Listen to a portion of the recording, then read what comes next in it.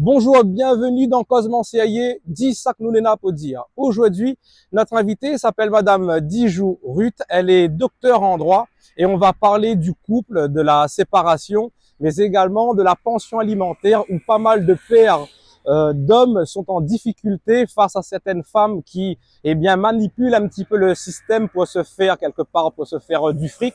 Et tout notre travail est de donner transparence autour des acteurs qui gravitent autour de ce phénomène. Et puis, je vous invite juste après cette petite transition à retrouver notre invité.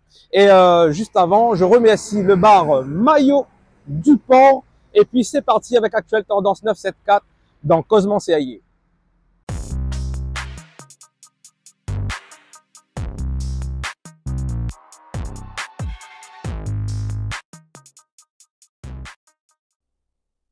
Bonjour, donc je suis Ruth Dijou, je suis docteur en droit, directrice de l'APAP, Association pour la protection et l'accompagnement des personnes. Très bien. Donc aujourd'hui, notre entretien va se baser un petit peu sur le couple, notamment lors de la séparation, avec toutes les problématiques que cela peut engendrer et notamment la pension alimentaire qui reste sur notre île un gros problème justement. Donc petite intro éventuellement à ce niveau-là. Alors, une intro, qu'est-ce qu'on peut dire du couple? Alors, la vie de couple, c'est toujours compliqué, hein. Au début, il y a la passion, et puis cette passion peut très vite se transformer en autre chose. Et c'est vrai qu'on arrive malheureusement souvent à des ruptures qui sont aussi violentes que la passion du début. Donc, c'est une vraie problématique. On peut, dans notre métier ici, alors la PAP, on s'occupe des personnes qui sont placées sous tutelle et curatelle, sous mandat judiciaire de protection. Donc, je dirige une équipe de 8 mandataires judiciaires. Tout de même.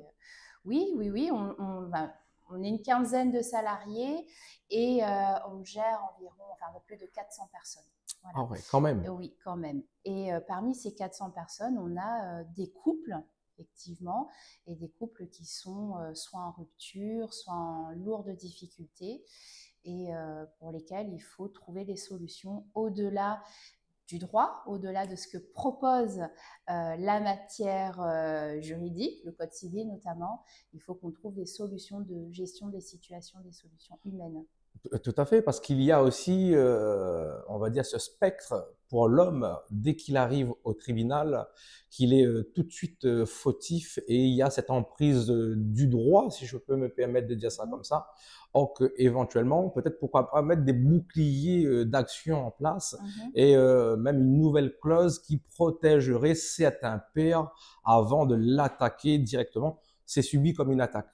Oui, alors je ne sais pas si c'est la traduction d'une idée collective que défend d'ailleurs le féminisme, de dire que la femme a des droits, donc il faut se battre pour ça, et que finalement, même dans la rupture, la femme est plus fragile, puisque c'est la mère.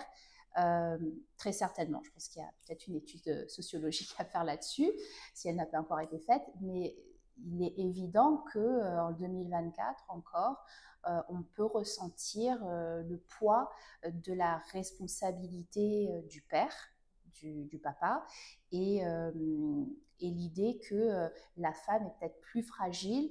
Donc dans ce cas-là, elle est peut-être plus légitime à obtenir des pensions alimentaires qui peuvent paraître illégitimes pour un père.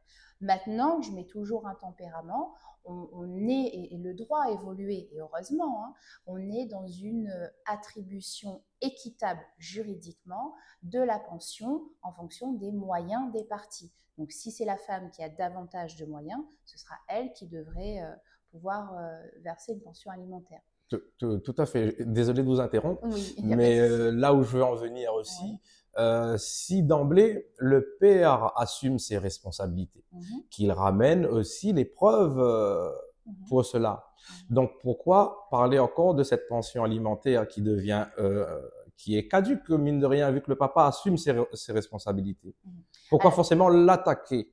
Le droit et la justice, il faut que il y ait un vrai équilibre, on va dire, dans ce qui se passe au quotidien sur le terrain avec les gens. Alors, la notion de pension alimentaire, c'est ce que le droit a trouvé pour qualifier ou définir le lien de filiation, le lien d'attachement et les obligations, en même temps que les droits, mais surtout les obligations qui sont naturelles finalement. Maintenant, tout est perfectible. Et effectivement, on a des situations où on se rend compte de plus en plus qu'on est dans une société où il est difficile pour des pères de pouvoir payer cette fameuse pension, qu'il y a ce sentiment d'injustice parce qu'il n'y a pas nécessairement de contrôle ou de vérification de l'utilisation de cette pension par la maman, ou tout simplement parce que la situation n'a pas été défendue comme il le fallait devant le juge aux affaires familiales le moment où il fallait le faire aussi. Il y a ce que dit le droit, parce qu'il faut un cadre. Dans toute société, il faut un cadre, quand bien même il serait contestable ce cadre. Mais après, il y a l'humain. Et il faut faire avec l'humain.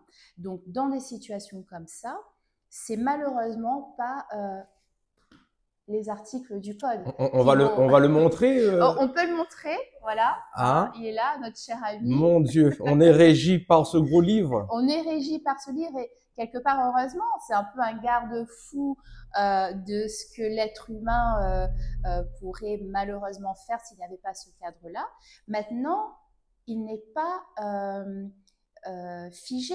Il est perfectible, le législateur d'ailleurs est là pour ça et j'en appelle à la responsabilité notamment de nos parlementaires lorsqu'ils légifèrent, lorsqu'ils font des propositions de loi ou du gouvernement, lorsqu'ils font des projets. C'est vraiment ce qu'on défend, c'est pas une étiquette, c'est politique, ce n'est pas une écurie. Ce qu'on défend, c'est vraiment, et ce qu'on va porter, c'est vraiment ce qui va régir. Eh ben moi, j'ai pu justement entamer un travail sur le terrain, justement, dans le cadre de mettre davantage de lumière sur cette situation de certains hommes lors de la séparation de la pension alimentaire. J'ai pu approcher, exposer à Madame Bassir, députée de la 3e circonscription, qui s'est gratté la tête vu la problématique et de ce que je voulais proposer justement pour sortir certains hommes de là, non pas changer ce qui est fait dans votre livre, mais peut-être ramener une petite clause supplémentaire, eh bien, qui pourrait aider à apporter de l'oxygène et éviter que des suicides se fassent et que des femmes aussi, eh bien, malheureusement, soient tuées, mots crus pour comprendre. Je vais pas me gratter la tête, hein. Ok, d'accord. Voilà. Je peux comprendre que ça puisse, à un moment donné, porter un peu alourdir le travail du parlementaire lorsqu'il est pris sur d'autres choses.